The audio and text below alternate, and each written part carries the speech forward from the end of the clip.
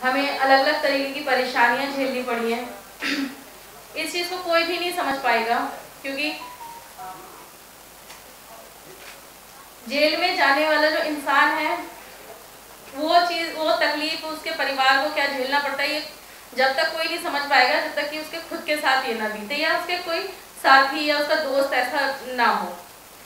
हम लोग, मैं जब खालिद प्रोटेस्ट वगैरह में जाते थे तो हम लोग उनसे ना इसी बात पे ये बोलती थी, मतलब आपने क्या जरूरत पड़ती है इन सब चीज़ों में जाने की, हम नॉर्मल जिंदगी भी तो हम लोग गुजार सकते हैं जैसे सब लोग गुजारते हैं।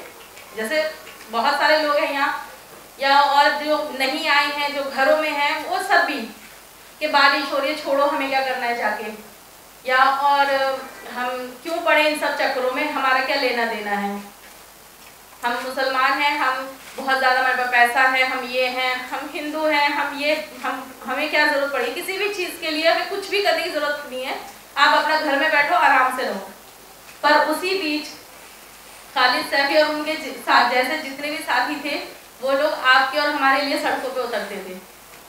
उनको भी कोई शौक नहीं था सड़कों पे उतरने का, उनको भी कोई शौक नहीं था अपने बच्चों की परवाह ना करते हुए आप लोगों के लिए सड़कों पे उतरना।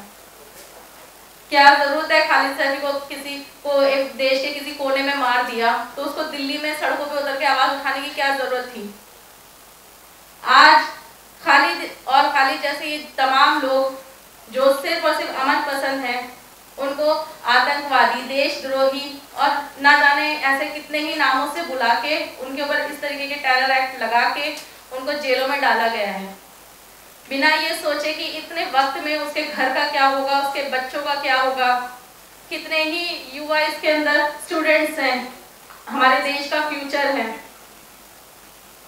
खालिद हो गए, शर्जील हैं, उमर है, गुलफिशा, इन सब लोगों से हमारे देश की सरकार को खतरा है।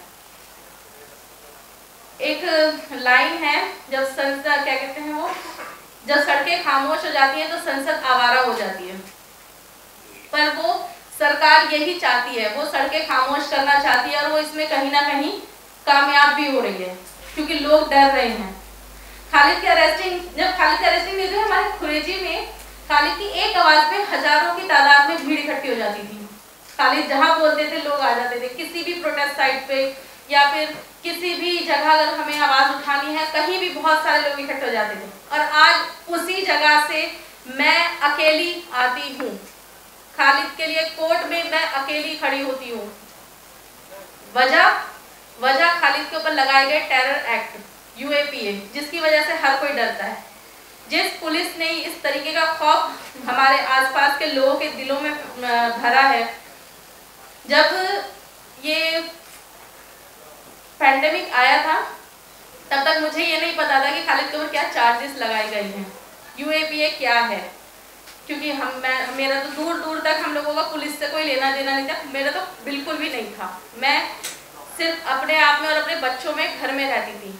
मुझे शायद ही यहाँ किसी ने कभी एक आध CNRC के प्रोटेस्ट में किसी ने देखा होगा तो देखा होगा, नहीं तो कभी नहीं मिले होंगे। पर उस टाइम पे जब देश के सरकार को सब लोगों को साथ लेके चलना था, पैंडेमिक के टाइम पे, उस टाइम पे सरकार एक खेल खेल रही थी। वो खेल था CNRC में जितने भी लोग एक्टिव थे, ज्यादातर जो सरकार की ये तानाशाही को मानने से इनकार कर रहे थे, वो उन लोगों को अरेस्ट करने का खेल खेल रही थी। वो धीरे धीरे एक एक करके सबको उठा रही थी।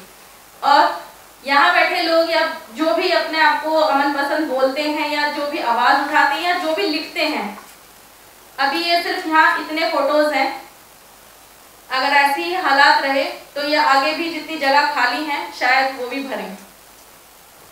कोई भी हो सकता है, मैंने भी नहीं सोचा था कि हमारा नंबर इतना जल्दी आ जाएगा।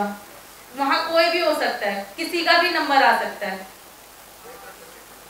तो आप लोग खालिद जितना भी मतलब हमारे एक छोटी छोटी चीजें होती है ना, पहले हम लोग कभी भी बहुत छोटी छोटी चीजों के बारे में कभी सोचते भी नहीं थे। एक साबुन, कोई बहुत बड़ी औकात नहीं होती साबुन की, कोई साबुन के बारे में नहीं सोच सकता। आज उसकी भी अहमियत पता है। आज घर की बनी हुई दाल की भी अहमियत पता है।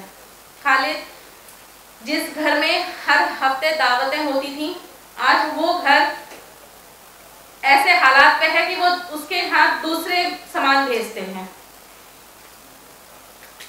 जो बच्चे जिस चीज पे उंगली रख देते थे वो चीज उनको उनके अब्बू दिलवाते थे। खालिद से जो लोग वाकिफ है वो उनका लाइफस्टाइल जानते हैं, वो अपने बच्चों को किस तरीके से रखते थे। हर माँ बाप की ये ख्वाहिश होती है कि वो अपने बच्चों को एक बेहतर फ्यूचर दें, पर वो अभी ऐसा लगता है जैसे वो पॉसिबल ही नहीं हो पा रहा है, क्योंकि 3 साल एक बहुत लंबा अरसा होता है किसी भी इंसान के लिए। जिस तरीके से आप एक यूएपीए सिर्फ कहने के लिए लोग कह देते हैं कि यूएपीए है या चल रहा है, पर वो एक बहुत छोटा वर्ड नहीं है, उससे पूरी की पूरी जिंदगियां बर्बाद कर देती है। हमारी जिंदगी बर्बाद हुई है उससे। आपको समाज में एक तरफ कर दिया जाता है उस चीज से, वो एक्ट लगा के। बहुत सोच समझ के ये सरकार ने ये एक्ट लगाया है। वो चाहती है कि आप आवाज ना उठाएं, वो चाहती है आप सड़कों पे ना उतरें, वो चाहती है कि आप उसके सामने खड़े होकर सवाल ना कर सकें। वो आपको यूएपीए में अटका कर रखना चाहती है, आपसे बोलना चाहती है वो कि आप सारे मुद्दे भूल जाइए, आप सिर्फ हमारा नाम लीजिए, हम जो बोल रहे हैं वो सही है, बस आप बाकी सब चीजें भूल जाएं। मैं किस तरीके से आपको बताऊं कि अभी मेरे बच्चे बोल रहे थे आते वक्त कि अम्मी आप अब्बू के लिए जा रही हो, तो अब्बू मतलब अब्बू मैं किसी भी इस पे मीटिंग में आऊँ या फिर मैं कहीं कोर्ट भी जाती हूँ तो उनको ये उम्मीद होती है कि शायद इसकी वजह से अब्बू जल्दी से बाहर आ जाएंगे। पिछले साल मेरी बेटी ने फर्स्ट रोजा रखा था, 7 साल की उम्र थी उसकी, तो पता है वो रोजा क्यों रखा था? छोटी सी बच्ची ने रोजा रखा था इतनी गर्मी का, वो इसलिए रखा था कि उसे अल्लाह खुश हो जाएंगे और उसके अब्बू को बहुत जल्दी उसके पास भेज देंगे। वो आज भी उसी इंतजार में है। मेरे बच्चे ठीक से रो नहीं पाए हैं क्योंकि उनको समझ में ही नहीं आता कि अभी क्या हो रहा है हमारे साथ। उनको अच्छा लगता है कि कभी कोई आता है, कभी कोई आता है, कभी उनके लिए कोई चॉकलेट लेके आ रहा है, कभी कोई बिस्किट्स लेके आ रहा है, कभी कोई फ्रूट्स लेके आ रहा है। उनको ये चीज अच्छी तो लगती है, पर जब वो चले जाते हैं ना तो वो मायूस हो जाते हैं क्योंकि वो अपने आप को अकेला महसूस करते हैं। खास तौर से मरियम मेरी बेटी, वो जब भी कोई आएगा ना घर में तो वो उनके अंदर नकुल भाई जैसे या और भी शाहिद भाई, बहुत सारे लोग हैं ऐसे जो कोई भी आते हैं तो उनके साथ में वो खेलती है। वो ऐसा करती है कि जैसे वो अपने अब्बू के साथ खेलने की कोशिश कर रही है, क्योंकि वो कोर्ट में उसके अब्बू उसको दोनों हाथों से हक भी नहीं कर सकते। एक हाथ पुलिस ने पकड़ रखा होता है ना, वो बोलते हैं कि हमें खालिद की सिक्योरिटी की वजह से हम उसको छोड़ नहीं सकते, हाथ नहीं छोड़ सकते। 1 सेकंड के लिए वो हाथ नहीं छोड़ सकते और बहुत बुरी तरीके से हाथ पकड़ के रखते हैं। कई बार कोर्ट में बच्चों को धक्का दे देते हैं, तो वो दूसरों में अपने अब्बू का प्यार तलाश करने की कोशिश करती है, पर जब वो चले जाते हैं तो वो वहीं पर ही मायूस हो जाती है, उदास हो जाती है। उसको नहीं समझ में आता कि अब मुझे रिएक्ट कैसे करना है।